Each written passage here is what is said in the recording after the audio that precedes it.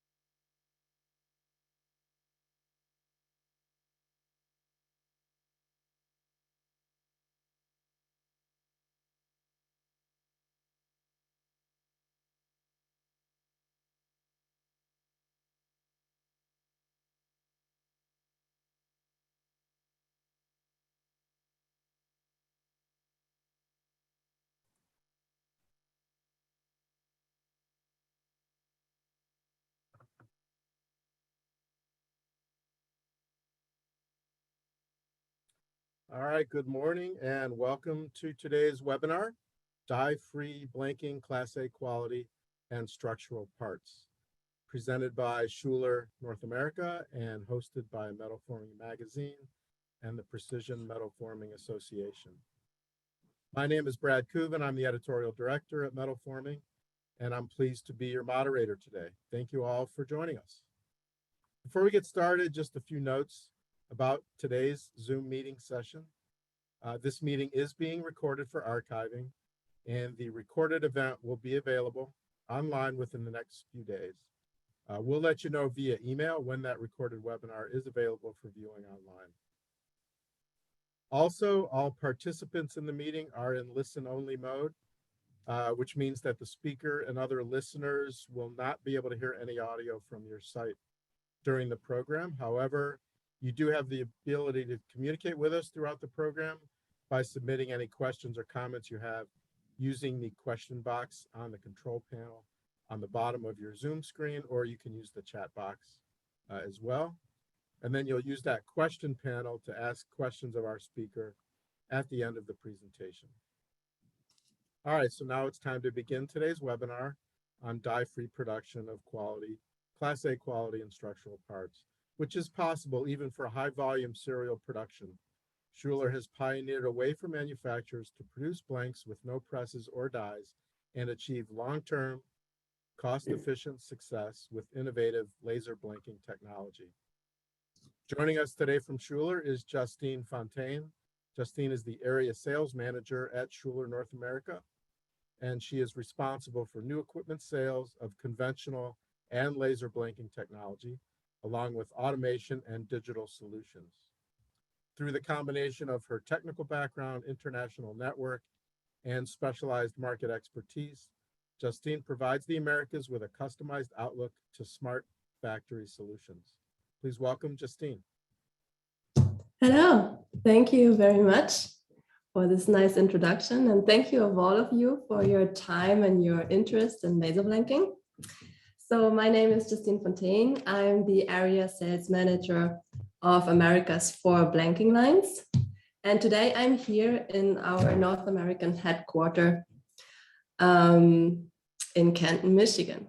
So for everyone who is not familiar with Schuler, we are a German-based international company with more than 40 sites all over the world.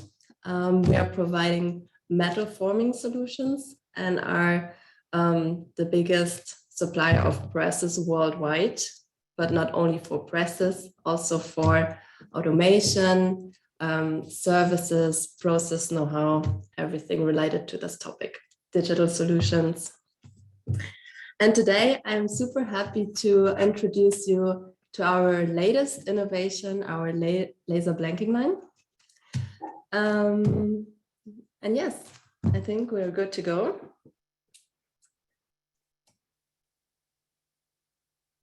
So, here we go. Before I start with the 5 smart solutions how laser blanking can improve your production, I would like to present to you very briefly what laser blanking actually is.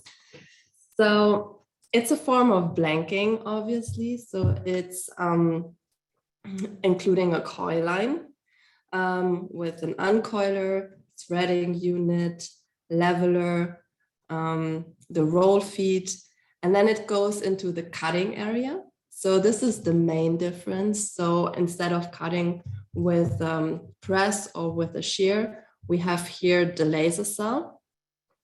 And then it goes into a stacking unit. And this one is pretty similar to the blanking lines you already know from conventional blanking. So we have concepts to run Class A parts for outer body, but also structural parts with different line concepts. Both concepts have in common that we are running with dynamic flow technology. So this is a way to run the material continuously through the line without the need to stop before we cut. And this is the main reason how we can achieve such high outputs and target serious production as well. But laser blanking actually is not the only blanking line in our portfolio. So we have a great experience with blanking lines since the 70s, coming from conventional press blanking lines. So they have definitely still a reason to be on the market. So laser blanking is the latest innovation, but of course, it really depends on your portfolio, which one is the best equipment you want to go with, depending on your portfolio and your business case. So we still have them in the portfolio, and I just want to briefly introduce to you and watch scenarios what equipment makes the most sense. To start, here you can see our press blanking line. So we provide mechanical and servo press blanking lines. And those are perfect for shaped blanks and high production volumes.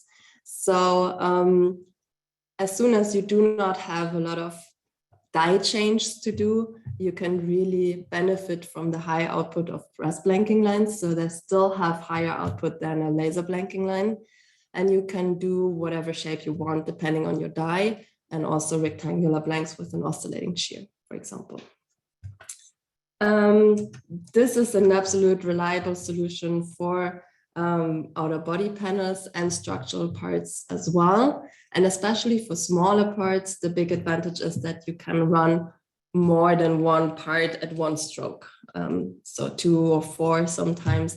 And this is a big advantage that we do not have with the laser blanking line, as we need to run the complete geometry for each and every part. Second line is a cut-to-length line, very common.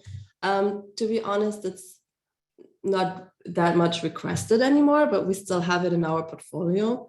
And this is a line that it's the fastest one. So we can achieve more than 100 strokes or 110 strokes per minute, but it's at the same time the least flexible line. So you are just restricted in your contour blanks. You can just do rectangular blanks or trapezoidal blanks.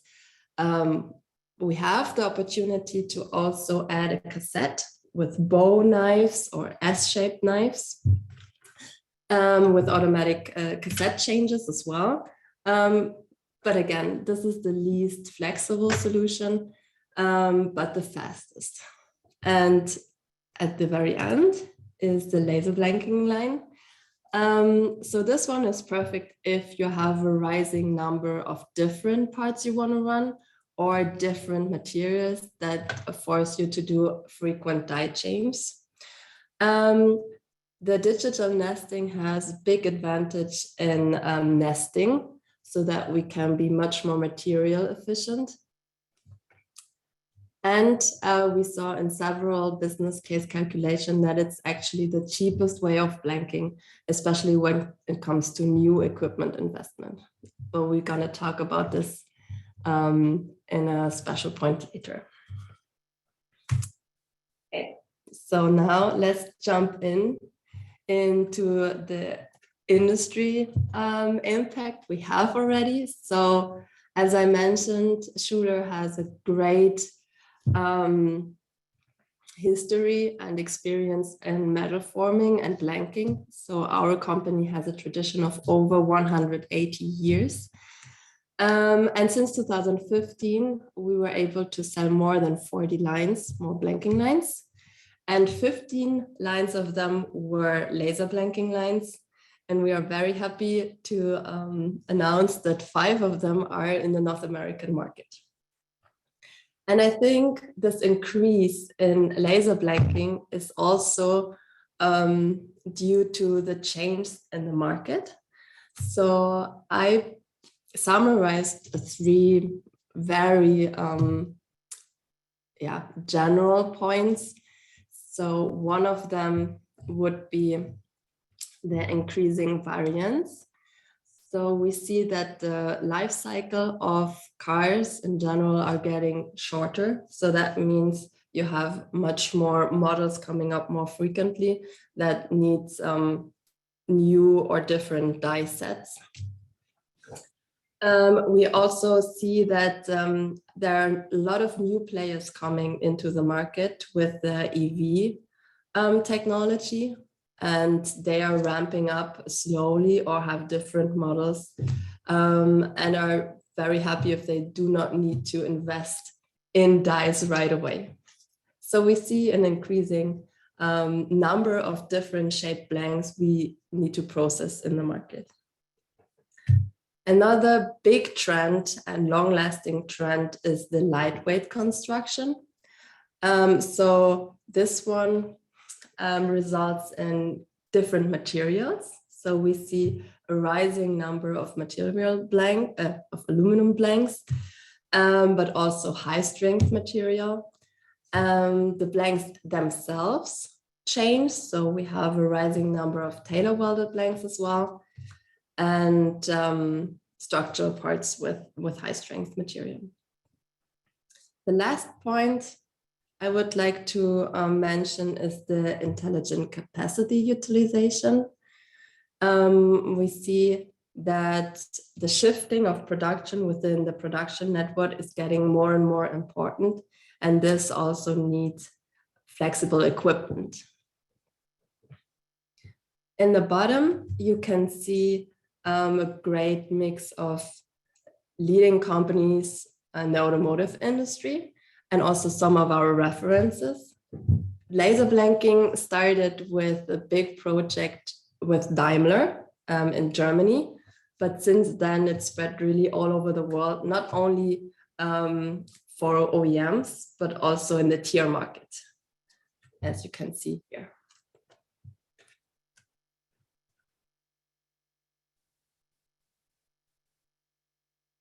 We prepared a short agenda for today. So we are talking about 5 solutions how laser blanking can make your production more efficient. So the first point we're going to talk about is frequent die changes and how we can avoid them with laser blanking. The second one is increasing capacity. If you're interested to buy new equipment or you have a new model that you need to buy new equipment. Then we talk about the increase of volumetric efficiency in general and how laser blanking can support in that. Fourth point is material utilization. Fifth one is how we can improve the downstream processes after blanking with our laser cutted blanks. Here, maybe just for reference, you can see a different line concept for structural parts. So for us, it's very important that we are designing the lines according to your needs and supplying the equipment you actually need for your blanks. And we are always open to discuss with the customer whatever they need and want and supply the perfect solution. Smart solution number 1 is frequent die changes.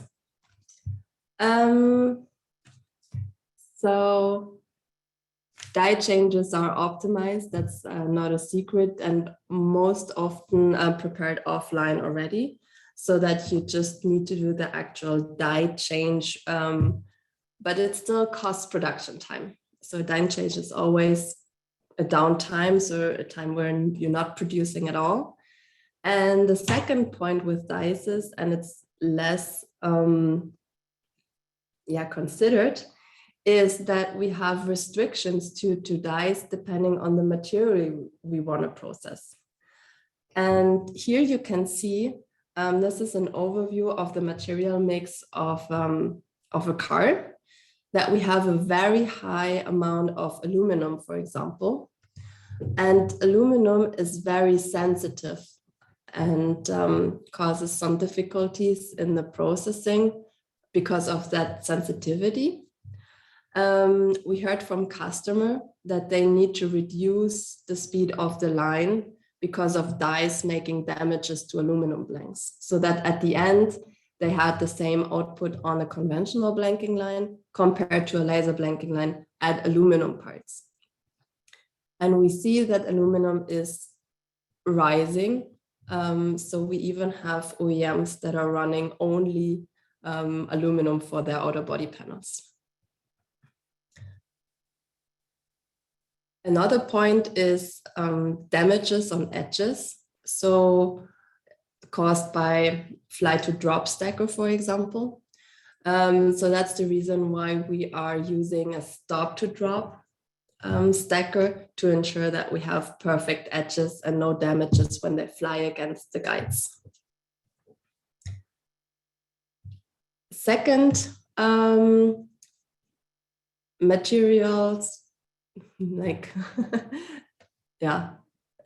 So the second material type I would like to talk about are the high strength materials.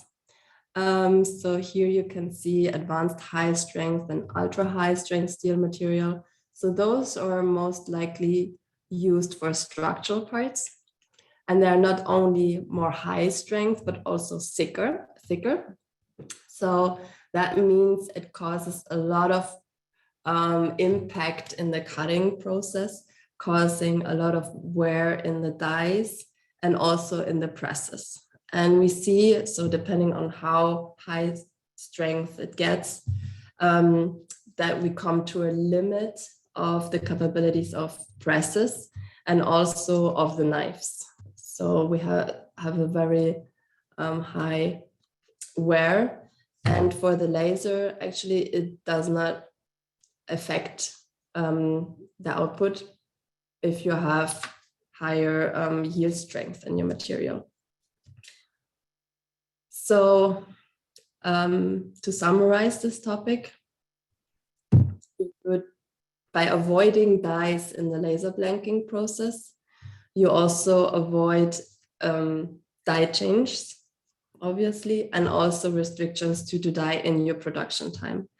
And this is the reason how laser blanking can achieve up to 80% of OEE and overall hit a production of 4 to 6 million parts a year. So it's not as much as a conventional blanking line can do, as I mentioned before, but it's still absolutely sufficient for serial production in the car manufacturing industry. The second smart solution targets the increasing capacity I want or need. So if you want to buy a new equipment in blanking, you should definitely look into laser blanking as well, as we figured that it's the most cost-efficient way of blanking. So the cost per blank with laser blanking are lower than with conventional blanking. And this is also due to our high output we can achieve. So we promoted that we can achieve more than or 45 parts per minute at some parts. I have a very generic summary of blanks listed here. Of course, those numbers are linked on material sizes or blank sizes and also thicknesses. But if you're interested in real output data, you're always welcome to send us your parts, and then we are providing some output estimations. And that's actually something we fix in contracts, and we are also able to prove in final acceptance tests. So those numbers are real numbers and not just marketing numbers. So to start with, I have here the rectangular blanks. Those are easy shapes, and especially with smaller feet length, we can achieve very high outputs. When it comes to hoods, for example, we are still at 35 parts per minute. Rectangular blanks or trapezoid blanks can achieve 36 parts per minute. And as here, when the part is getting bigger and you have more cutouts and more complex geometries, then the output drops. So that's also the reason why we really need to figure out what your portfolio is to make sure that we provide the right equipment. So it's not necessarily laser blanking the best solution, but especially for this scenario, it's definitely worth to look at it closer. Structural parts, just to give you an example, can run with up to 16 parts. Here, it's a bit less because of the complex geometry, and structural parts tend also to have some holes and cutouts that makes it slower in general. And here I have a small video showing you how production is actually looking. So this is a line installed in Germany, in Halle, and our smart press shop. And they are producing mainly Porsche parts. In the video, you can see a door. And so here we are running 12 parts per minute, approximately. You see the material is really flat, lying on the belts. And here you can see a little gap. So this is the gap that is moving underneath the laser to make sure that we are cutting correctly and not cutting the conveyor system underneath. And we are blowing down the laser dust in that gap. And we are also able to eliminate smaller scrap pieces there in order to have a safe and reliable transportation of the good blanks into the stacker and cleaning devices.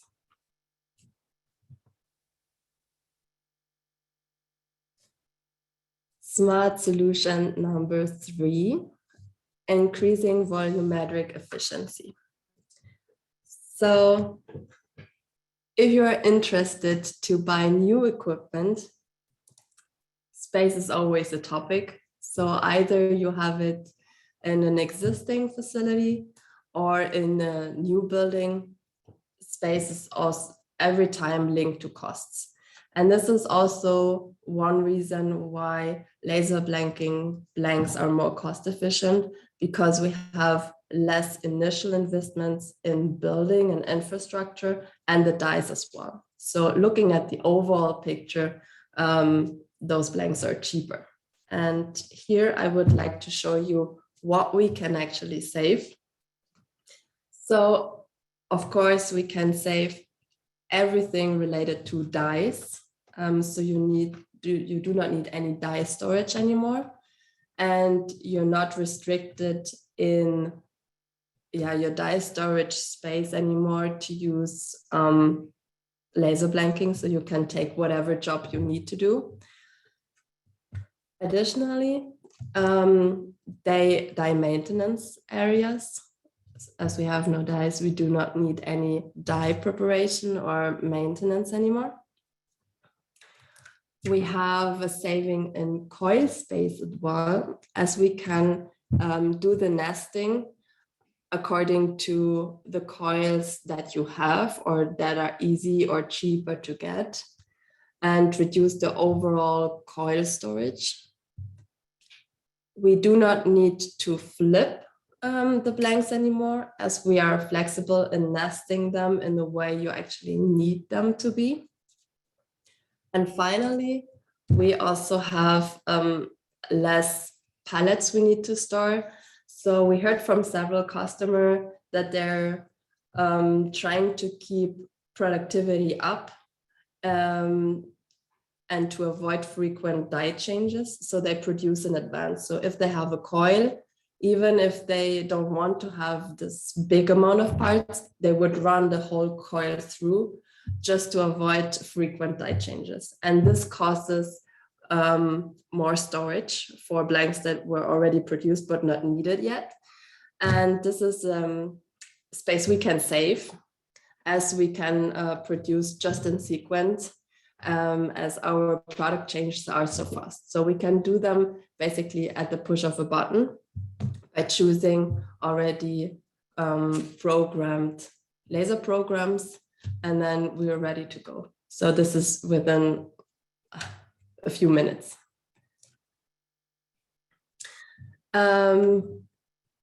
Additionally to the floor space itself, we also save a heavy press foundation. So our laser blanking lines can basically be built wherever. So we have customer, for example, they use their former coil storage to build the laser blanking line in there.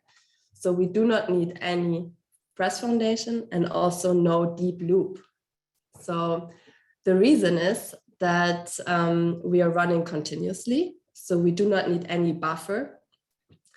We still have a small surface loop to have the flexibility to guide the material correctly through the laser blanking line. But other than this, we do not need 5 meters loop pits. And this is also a big cost saving aspect. We do not need any special infrastructure to handle dies. And also coils. So you need to provide coils. Obviously, we have a customer that is using a different bay with the crane having the coils there, and then only a small shuttle to provide the coils to our ankyler. So this is also a solution. But actually, we recommend to have a crane for the coil setup. And it also helps maybe if you want to remove something or change something in your hall. We designed our line to be mounted on floor only. So it's a kind of modular system. You can see the platforms here. So in that way, we reduce the foundation work that needs to be done by the customer to a maximum. So the only thing we need is the connection to the utilities and the main power supply. You can see here. So we have one trench, and then we are distributing everything in our platforms.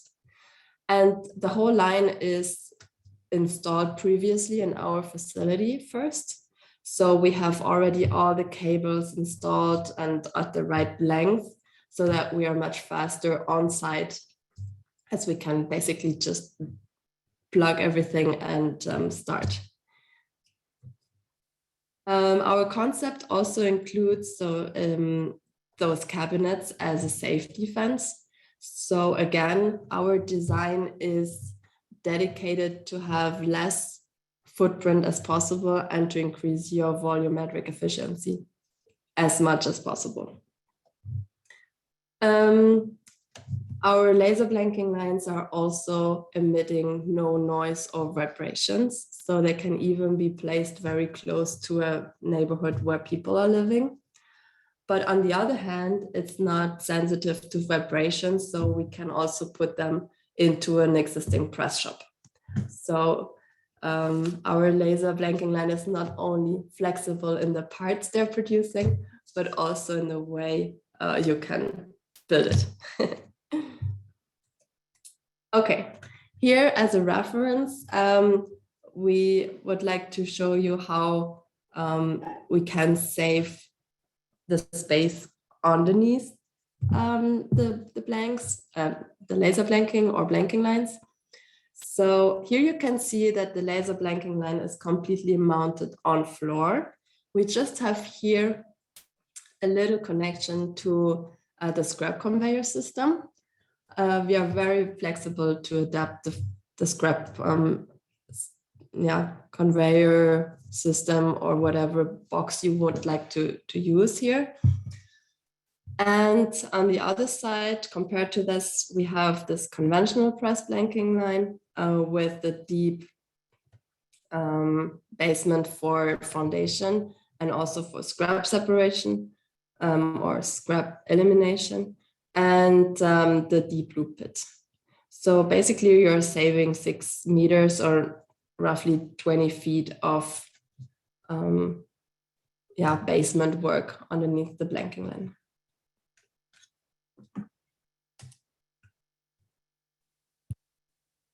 Solution number 4.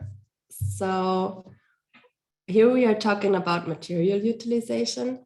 And this is getting even more important now as our material prices are rising a lot in the last time, and it's getting also less on the market.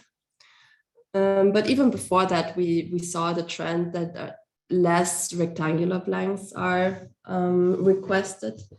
So actually, the rectangular blanks are still quite common as they are very easy to get. So you can get them from a shear line, cut to length line, but also from your press. But those rectangular blanks, even if they are fast and easy to get, they're not optimized in scrap. So in general, you do not need a rectangular blank, but a shaped blank. And with laser blanking, we are able to adapt the straight cut to an S shape, for example, or bow cut, or whatever intelligent cross cut you may need to increase your material utilization as you're closer to the part that you are actually needing. And in this way, you save material. And for the laser blanking line, it's making not a big difference in output if you're just doing a straight cut or a bow cut, for example. So here we prepared a short video. So this is again in our facility, or no, this is in the smart press shop again. And here you can see a bow cut. So this one would run around 30 parts per minute. It's a hood. And you can see how the lasers are sharing the work so that we make sure that the material is processed in a reliable way through the laser cell. We have a very lean concept as well. So we have no more big gantry on top of it. So in the last 10 years, we are doing laser blanking lines. We gain a lot of experience, and we also always try to improve our equipment. So now we end up to have a very lightweight construction that is also better for accessibility or better maintenance and things like this. And it's very dynamic due to this lightweight construction. And this is also the reason how we can achieve such high outputs. I would like to show it again so that you can see how the material is constantly laying and supported by the belt materials. And you see also the lasers are moving back and forward to do the cuts, and the material is running continuously through the line. So this is basically the key of our dynamic flow technology.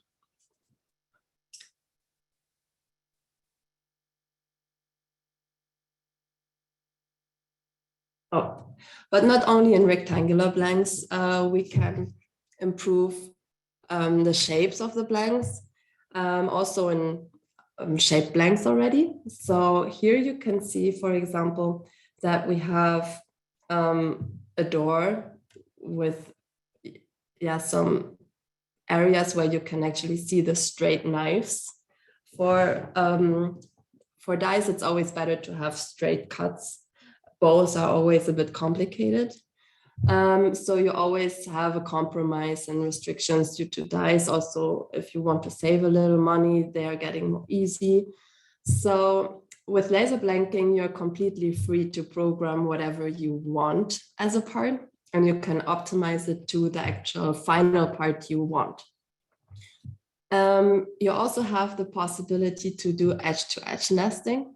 And this is where it becomes interesting also in terms of material utilization. So with laser blanking programs, you have much better material utilization as you can nest your part wherever you want and how you need it, and not how you have to do it because of die restrictions. Another smaller but still an advantage is compared to flatbed lasers. So we know that in a tryout process, a lot of laser blanks are used, but coming from flatbed lasers. And they're in general needing a grid around and some separation strip to be able to remove the scrap out of the flatbed laser automatically. And this causes a lot of additional material that you cannot use for your blanks. So that would be this scenario. And with the laser blanking line, you can nest them to infinity so that you do not need any separations anymore. And you can also use the coil edges as part edges. So that way we can save up to 10% actually, and also produce it much faster than conventional flatbed lasers. So as an example, those hoods may have maybe 3 parts per minute, while the laser blanking line can run them 30 parts per minute. So that means if you have a laser blanking line in your production already set up, you can also use it to squeeze a little try-out job in between, run it for 10 minutes, and you have already the blanks you need for your try-out process. And you do not need to wait for months to get them.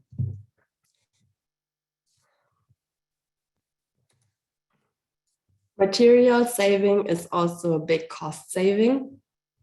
So 1% material saving equals $1 million savings per year. So this one is based on an outer body portfolio and on 300,000 cars a year. If you want to have more information about this, or even if you want to know how much saving we could achieve in your portfolio, we can definitely do a workshop about this. So we are happy to support you in that. Okay, so smart solution number 5, improving our downstream processes. So this is something that comes directly with the process. So laser blanks are different than conventional cut blanks. You can see it here in this picture. So this is a cross section of a die blanked material. So you can see here how the material is squeezed together at the very beginning. Then you have a small cutting section here, and then it's breaking somehow. And you can see here in the bottom that you have a edge hardening in the area where you squeeze the material. And compared to that, we have the laser cut where we have a very homogeneous edge without any hardening zones or heat effect zones. So this cross section of the laser is very homogeneous, and this leads to a couple of advantages. I just provided 3. So we have, by doing laser cuts, hardly any burr. So there is a little something, but it's not the burr like you know it that can fall off in your forming process. Especially for aluminum blanks, we see a lot of flitter in the dies that requires a lot of cleaning in the forming process. We even heard from customer that they're reworking the whole edges to make sure that there is no flitter at all going into the forming process, causing damages or scratches in on the blanks. So this is something you would like to avoid. And this can easily be done with laser blanks. A second point is less 3D trimming. So this is more relevant for structural parts. So after forming in general, they are 3D trimmed. And with laser blanking, we have the possibility to improve our geometry, even if you're already running production. So we can optimize it better and better and better to reduce the 3D trimming effect at the end. So that way you can avoid the investments, maybe in an additional 3D laser cutting system. You probably won't be able to eliminate the process completely, but at least you can reduce it. And then the other example is relevant for the hot forming process. So in that case, aluminum silicium material is used, like Usibor, for example. And by cutting the blanks, we are squeezing this aluminum silicium material into the edge. And this is actually causing the dripping on the rollers that are quite expensive in the hot forming process. And with our laser cuts, we are actually burning a little bit of this layer. And that way we can reduce this dripping by 30%. So we did some trials there, and it's incredible how we can increase the lifetime of those rollers by using laser blanks.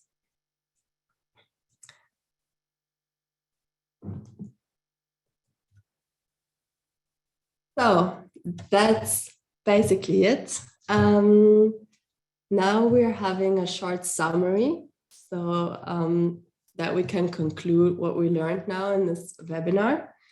So the first topic we talked about were frequent die changes or restrictions in general related to dies. So with laser blanking, you are able to do a very effective small batch productions of several material types. So again, our laser blanking lines are also able to run all kinds of materials, from aluminum to steel, high strength steel, stainless steel. So we are completely flexible here. The second point is increasing capacity. If you're looking into new equipment, then laser blanking could be the most efficient and cost-efficient way to do so. We talked about output rates. So often laser blanking is a bit known for low outputs. And I hope that I could convince you that we can achieve definitely serial production with laser blanking as well. And actually, we saw also that sometimes laser blanking lines achieve much better outputs than conventional press blanking lines that are actually running in the market right now. So laser blanking lines can definitely be as much or even more productive than conventional old press blanking lines. So that's maybe also an interesting fact. Increasing volumetric efficiency, we talked a lot about space requirements, mainly in existing buildings, but also new buildings. So in general, you would like to build your buildings as small as possible. And laser blanking also support in that, as it needs very little floor spaces for everything related to dies. The line concepts as well. So we have different ones, but in general, similar to the footprint of a conventional press. So the saving is more about everything related to dies. We talked about material utilization, intelligent nesting, and part optimization for better material utilization. So here again, we are very open to also do some workshops with you to help you to improve your material utilization with laser blanks. And the last point we talked about was improving the downstream processes as we are using laser blanks.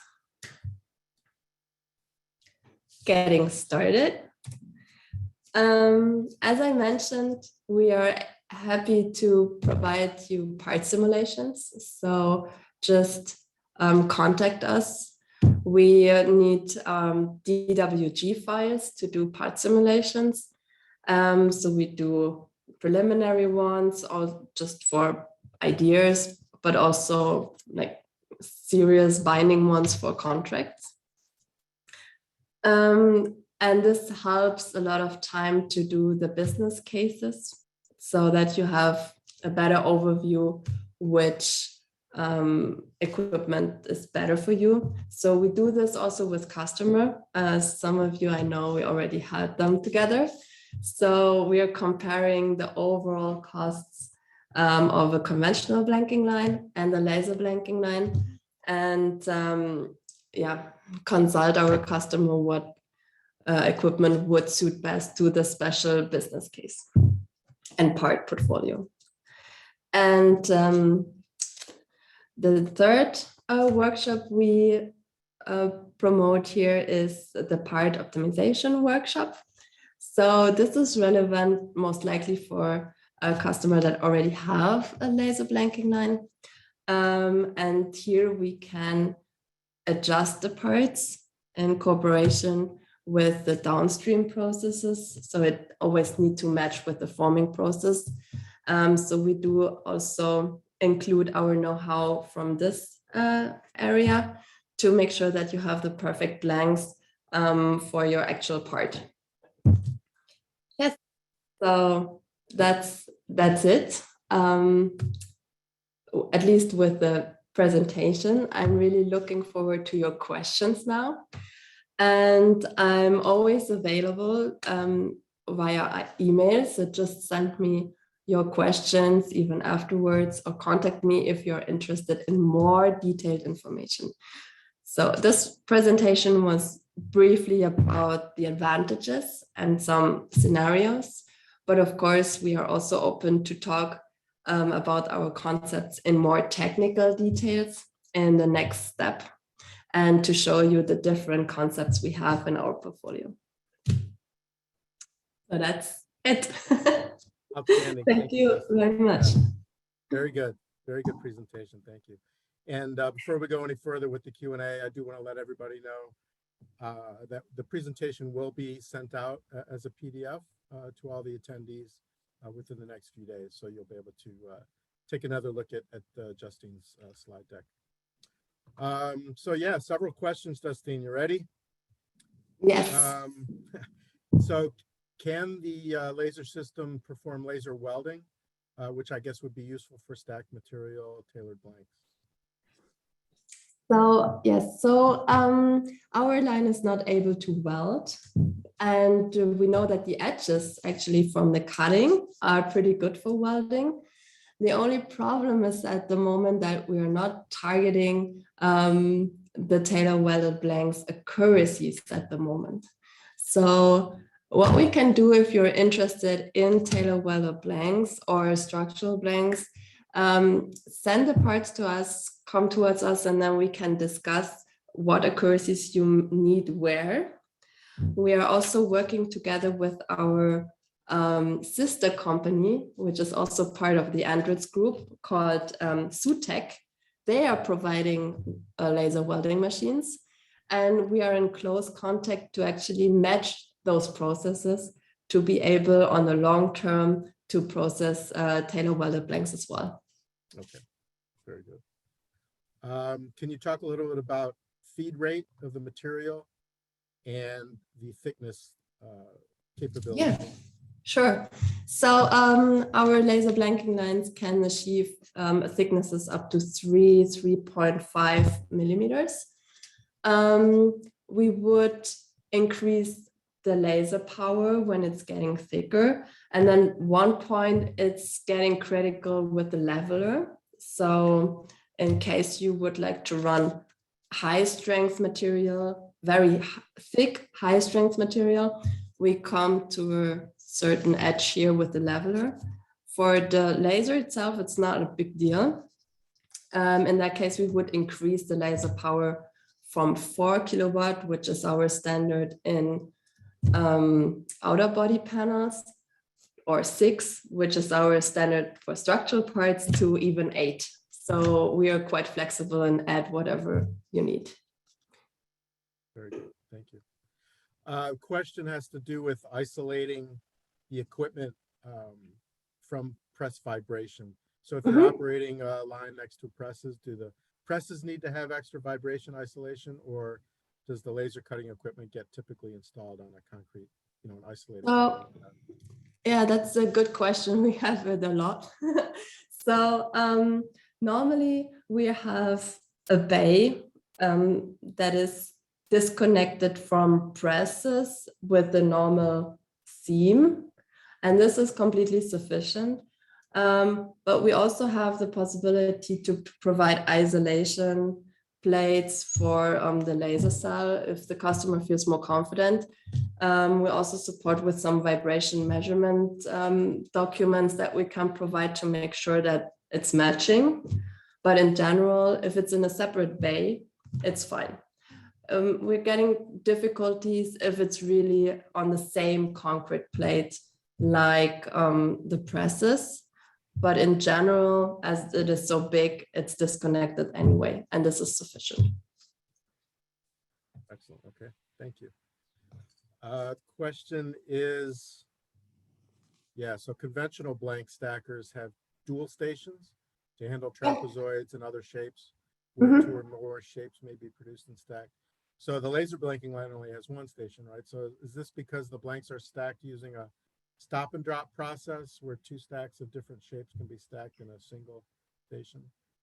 So actually our stacker for outer body panels is exactly the same, also from conventional blanking lines. So we have two stacking areas, and if the parts are small enough, we are also able to stack two parts on one stacking card. Sometimes we even provide 4 stacking cards so that you can prepare and run continuously, even if you have big left-right parts.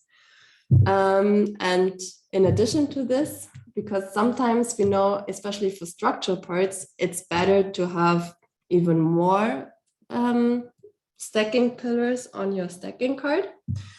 We have our gantry solution. I can move backwards real quick. So here, so in that case, we would pick the good part and place it here.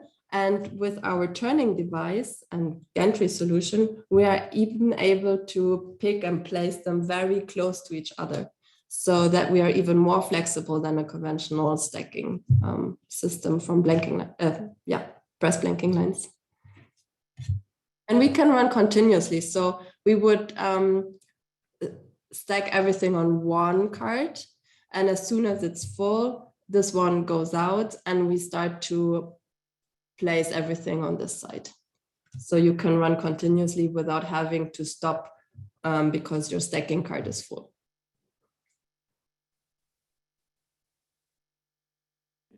Hi, this is Luke Wren, senior editor with Metal Forming Magazine. Brad just dropped off, so I'm just going to take over for a couple minutes. If I'm trying to catch up on the questions, but if you have a couple other comments on what you just previously addressed, we'd appreciate it. Yeah, sure. So we often have also the question if it's possible to mark blanks with our lasers. So actually this is not really possible, but we are able to add a marking system. And additionally to that, also a complete track and trace system. So this is part of our digital solutions. And we can connect all the production data, for example, from the leveler or the laser constitution power to a certain part. And we can track it easily with the tracking number that can be applied with an additional laser. So this is pretty cool. And in the Smart Press Shop, we even add some additional measurement equipment, for example, oil measurement equipment, and we are linking the information of the oil film to the blank. And on the long term, the idea is to transmit the information to the forming process, and that they can reduce, for example, the re-oiling or to adapt whatever is needed only to the blank. So this is pretty cool and already implemented at the Smart Press Shop. So you heard me saying it a lot. So this is because it's kind of our showroom. So the Smart Press Shop is a company 50% owned by Schuler and 50% owned by Porsche, but it's an independent company producing parts and acting like a tier on the market. But we have the possibility to get feedback from our production. And this is very important because we would like to improve our digital solutions and go into connected factory solutions and smart solutions on apps, for example. And therefore we need those big data analyses, and we track this and improve this with the help of the Smart Press Shop.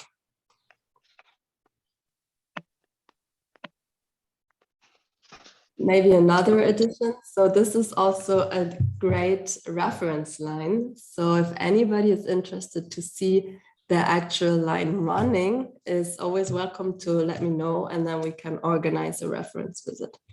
It's in Germany, but it's very nice there. Okay, well, thank you very much. Brad is back on, but there is another question here regarding the handling of edge oxidation, if you can address that. Sorry, what was the question? On the handling of edge oxidation.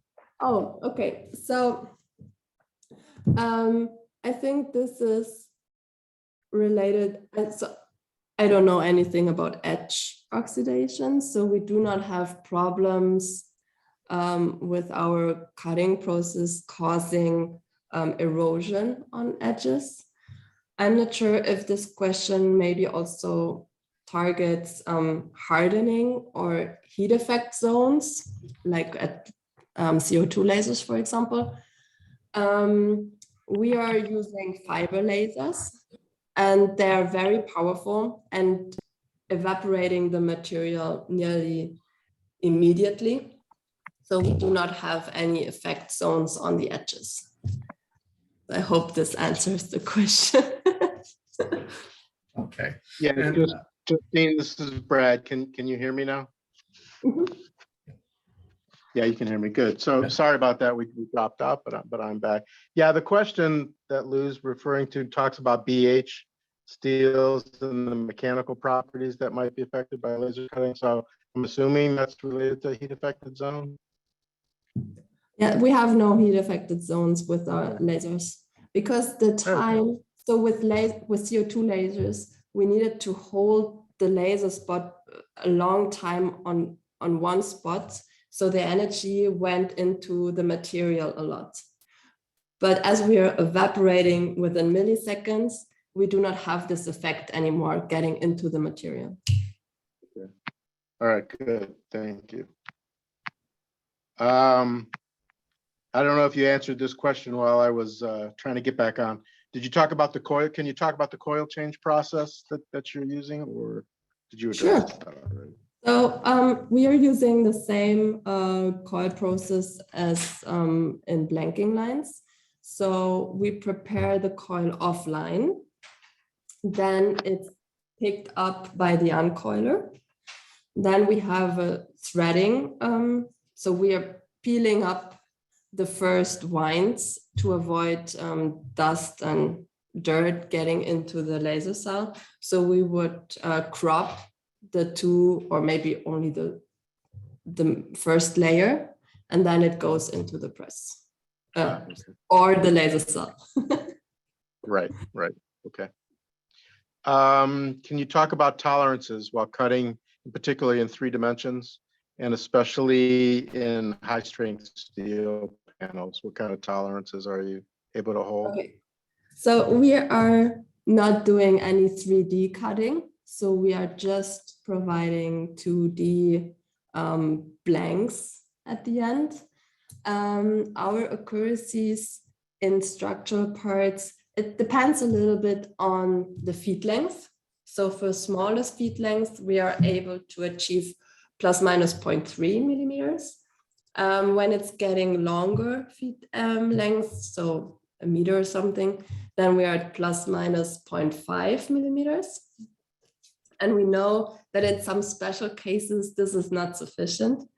So we are talking with our customer in what precise situation or spot the accuracy is needed, for example, for a centering hole or something.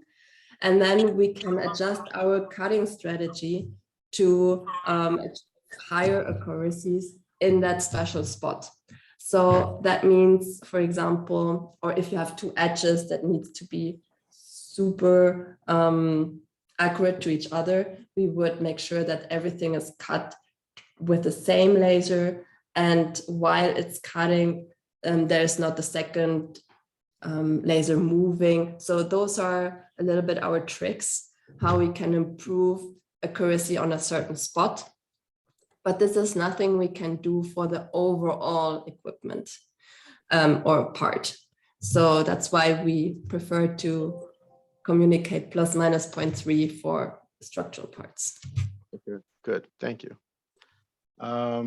Question is related to dust removal. How are you handling dust removal? Is there a downstream cleaning station or something else? So that's a good question, because especially for class A parts, you need to remove the dust on aluminum blanks to avoid scratches on the surface while stacking. So what we are doing, we have a lot of features. So first of all, we have a brush cleaning device for the blanks. So laser cutting dust will be removed off the blanks before stacking.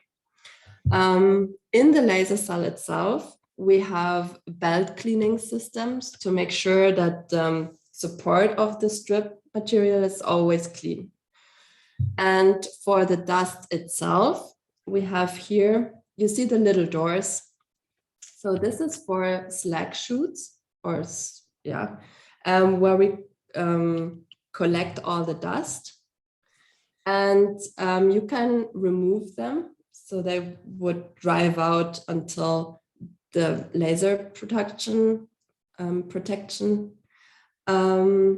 enclosure, and then you can pull them manually, clean them, and put them back. So those are the slag boxes.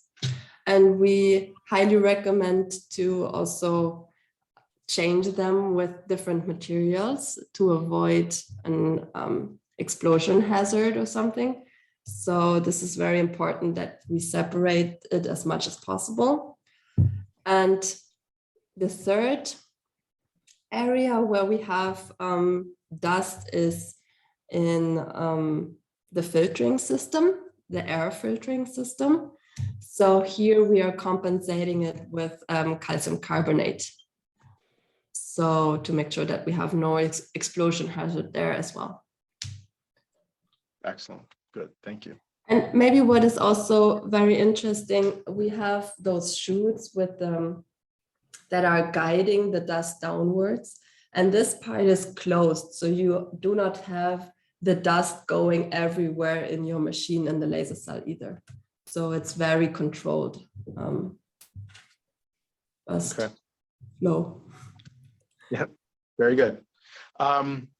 Cutting round holes, do you use a rotary axis, or are you using circular interpolation of the X and Y axes?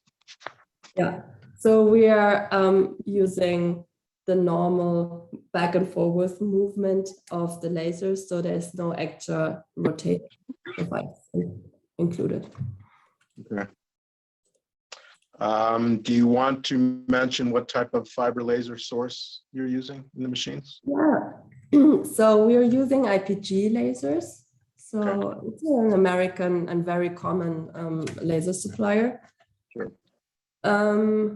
Yes, it's a fiber laser. And we figured that this is the best way to do also the movements, as it is very flexible and very easy to maintain also. So we are very happy with this. Very good. Okay. Any other developments with the technology? Any trends in laser blanking that you care to comment on that you're seeing in the market today? Types of markets where it's being used? Yeah, so we do see a lot of requests in tailor welded and structural blanks, hot forming blanks as well. I think it's related to the wear and also the difficulties with welding edges and things like this. So this is something we are working on. We also see the digital solution coming up more. So as I mentioned before, we have this track and trace system now where we can link all the production information to a certain blank. We had a lot of requests. So for those of you that are familiar with our first laser blanking systems with the robots, so we learned that robots are not necessarily the best way for scrap separation, as we needed an additional tooling that is depending on the parts. So we designed line concepts that are completely tooling free or uses universal toolings. So yeah, we always try to adapt to the needs of the customer, and we are always happy to receive feedback so that we know what what the issues are, and that we can like find good solutions. Sure, sure. So, and I'm sure many of your customers are interested in turnkey solutions, right? So can you talk a little bit about how you achieve, turnkey installation of your laser blanking lines? Yeah, so we provide everything if requested. So not only the equipment, but also transportation, sometimes even duties, the whole rigging, commissioning, launch assistance. So it's all available with us, but we can also adapt. So sometimes the customer prefer to provide their own rigging, or think they can or have better deals with transportation. So we are completely open to discuss the scopes here. So thank you. Can you talk a little bit about maintenance and the availability of spare parts and how you handle modernization of the line?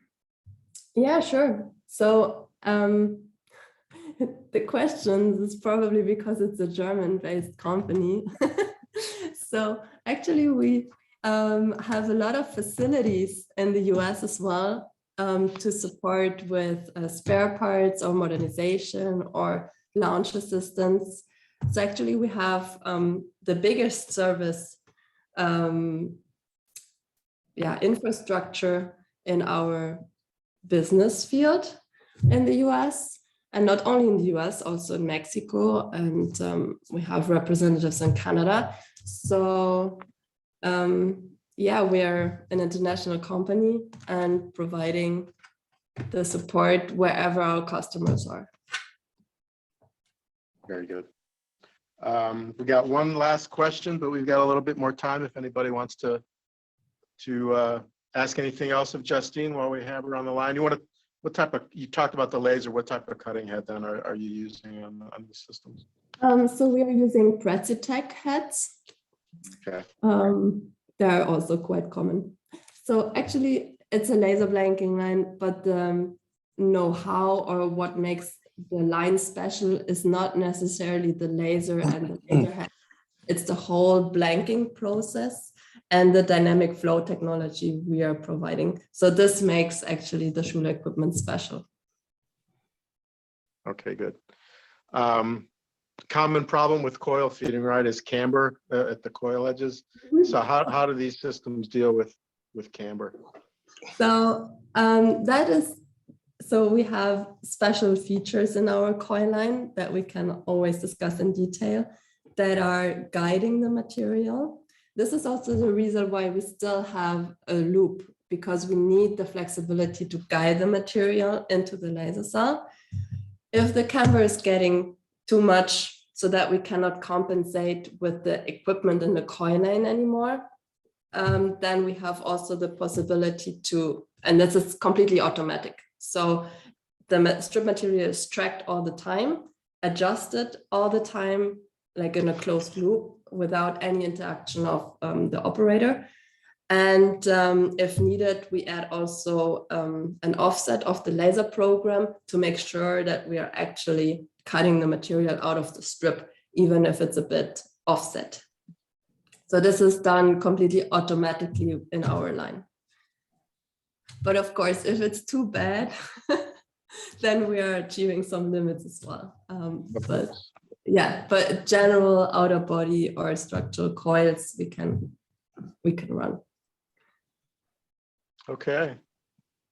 Well, I think we've exhausted all the great questions from our audience. So I want to thank everybody for asking questions.